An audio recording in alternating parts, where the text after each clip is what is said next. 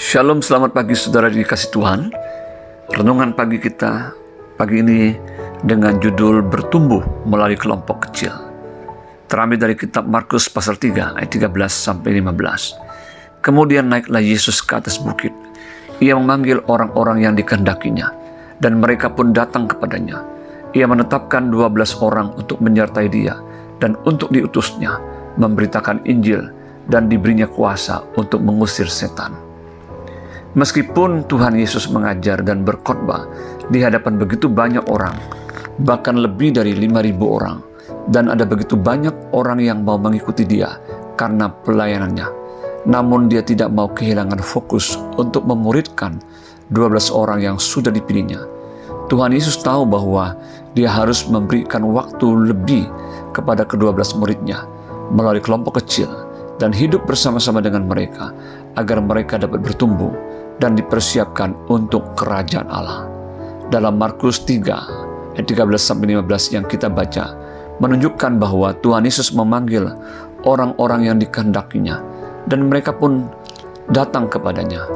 Ia menetapkan 12 orang untuk menyertai dia dan mengutus mereka untuk memberitakan Injil.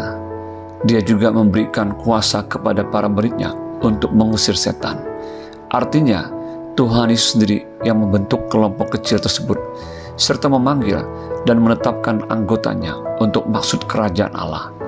Dan dari ke-12 muridnya tersebut, kitab Injil mencatat ada juga 3 murid yang paling dekat dengan Tuhan Yesus, yaitu Petrus, Yakobus, dan Yohanes, dalam Markus pasal 9 ayat 2 dan 14. Dari ayat tersebut kita dapat menyimpulkan bahwa Tuhan Yesus tahu bahwa dia akan memiliki hubungan yang intens dengan beberapa orang dalam kelompok kecil, bukan dalam kelompok besar. Di sini pentingnya bagi kita sebagai orang percaya untuk dapat memberikan waktu di hidup kita bagi orang-orang di dalam kelompok kecil, di mana kita dapat memberitakan Injil Kristus kepada mereka melalui hubungan yang intens. Selanjutnya kita tahu ada cukup banyak referensi ayat yang tertulis dalam Perjanjian Baru yang menunjukkan bahwa jemaat mula-mula juga bertumbuh dan berkembang melalui kelompok-kelompok kecil.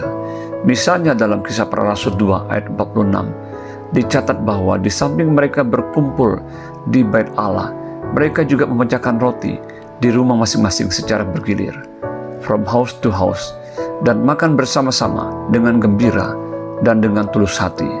Aquila dan Priscilla juga melayani jemaat yang ada di rumah mereka dalam 1 Korintus 16 ayat 19. Jadi dapat disimpulkan bahwa kelompok kecil sangat penting bagi pertumbuhan rohani orang percaya, sebagaimana Tuhan Yesus telah lakukan terhadap para muridnya.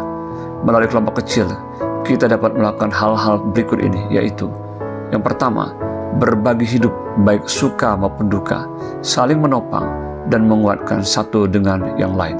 Yang kedua, mempraktikkan hidup untuk saling mengasihi dan peduli satu dengan lainnya. Yang ketiga, memuji dan menyembah Tuhan secara bersama-sama serta bertukar pikiran tentang firman Tuhan. Yang keempat, dimuridkan untuk kemudian memuridkan orang lain lagi bagi kepentingan kerajaan Allah. Dan yang kelima, membangun suatu hubungan yang lebih mendalam untuk dapat bertumbuh bersama dalam melakukan kehendak Allah. Selamat pagi, selamat beraktivitas. Tuhan Yesus memberkati. Shalom.